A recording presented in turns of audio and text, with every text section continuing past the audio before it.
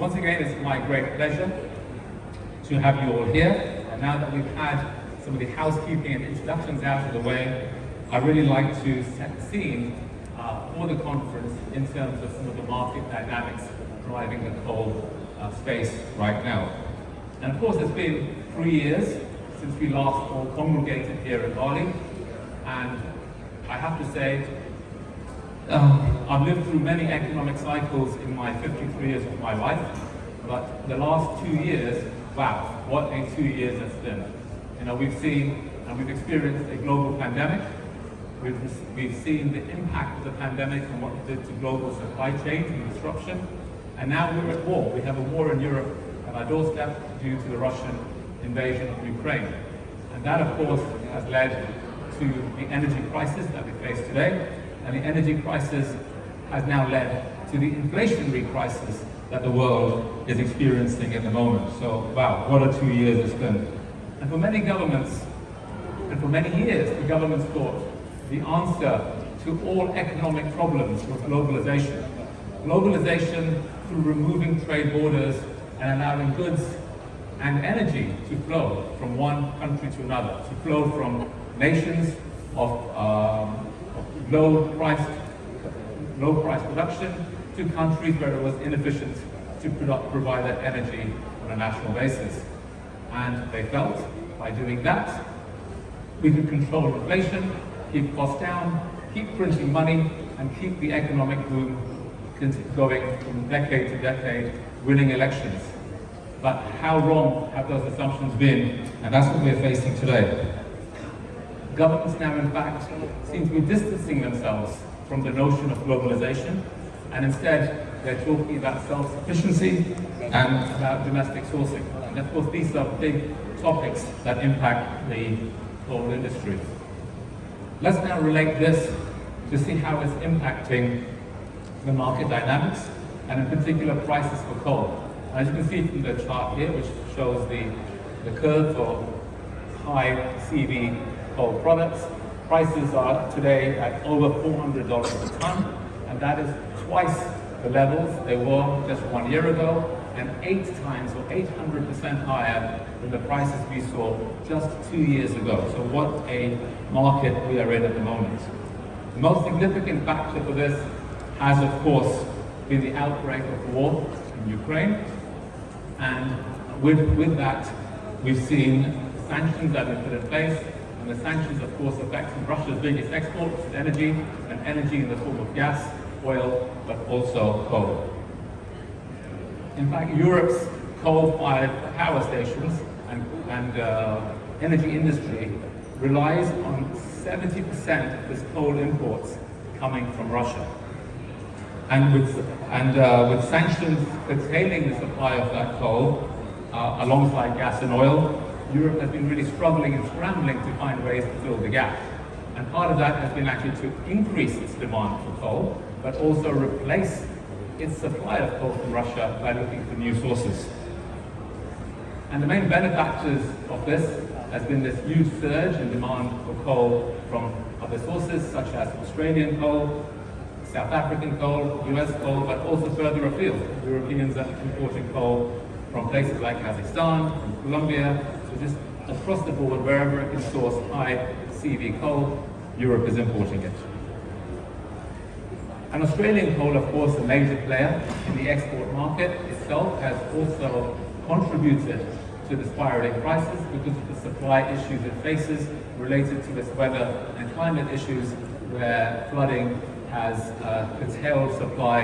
And in fact, in August this year, we saw Australian exports decline by 16% in year-on-year terms. If we then look more closely at the coal market for our host nation, Indonesia, that itself has also seen a very interesting trend and dynamic in its price of the product it produces.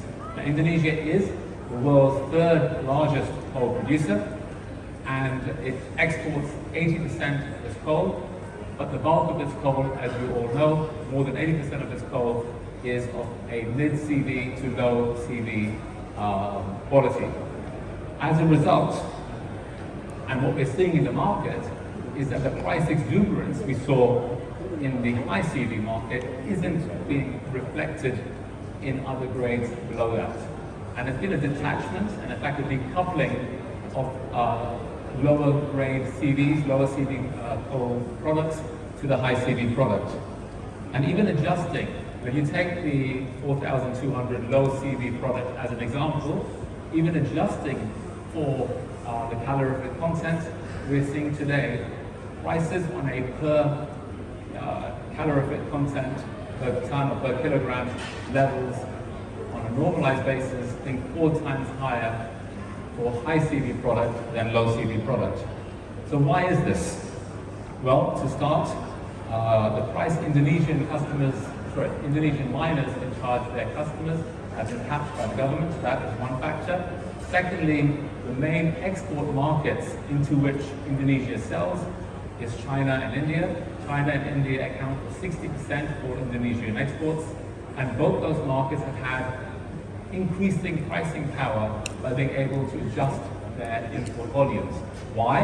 Because one, they are themselves increasing production. Both China and India are the top 2 global producers and are increasing coal production, but also where they have the gap in terms of what they need to import, they're now able to find that material from Russia, and Russia is of course heavily discounting coal that had previously sent to Europe into Russia, into China and India. In fact, they're selling that coal at higher than 50% discounts to the high CV market globally.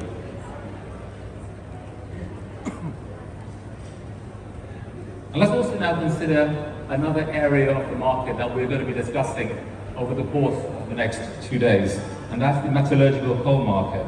Again, some really interesting things going on there. And although met coal prices had been steadily increasing through 2021, post-COVID, we saw the post-COVID boom, we saw steel production increasing, things have really reversed and gone backwards since the start of this year, and specifically since the start of the second quarter this year.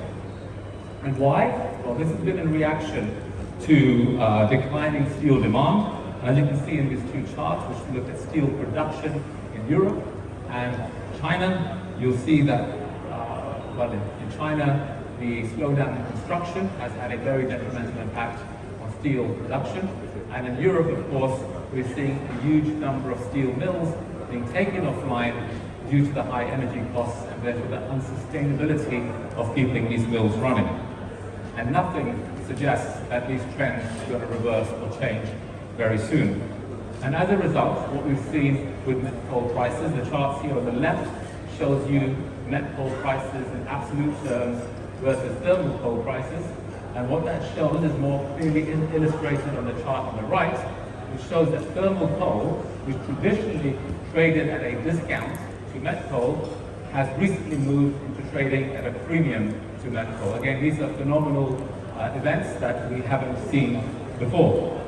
And as a result, we've even seen cases of coal producers taking met coal, blending it with thermal coal with lower CV thermal coal to increase the CV rating and being able to sell therefore their product at the high CV benchmark price. So in summary, there are several variables at play and therefore lots to discuss over the next 2 days. I'm confident that you will get a lot more insights into a lot of these trends from the panelists and speakers we have planned for you. And what seems evident is that coal, which is a commodity that was frequently linked with the environmental crisis, today is a commodity that is helping the world solve the energy crisis. And there is no doubt that, of course, we all have an individual and collective responsibility to address the challenges of climate change.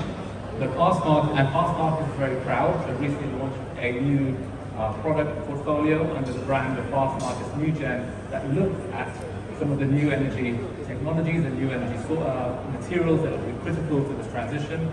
Things like lithium and cobalt that drive the energy storage system, batteries and infrastructure materials for building some of the new infrastructure. However, we still believe that the coal industry has a huge part to play, and this is of course evidenced by us running these events, allowing you to come together so we can share best practices and look at ways of how coal will play an effective role in the energy transition that we are seeing today. Gas 10 years ago was trumpeted as the commodity to be able to replace coal. But gas, as we can see, comes with its own set of geopolitical issues, and also environmental issues. Gas, with its issues related to fracking, clearly isn't the environmental solution to coal that people perhaps felt it would be. Until really we are able to invest enough into alternate power, whether it's hydro, or solar, wind, coal is going to be a significant part of the equation and will continue to play its part. And of course, we will talk about how coal plays a more central part, how coal can invest in technology around carbon capture and storage, and all of that will ensure coal's sustainability, at least, while we go through this energy transition period.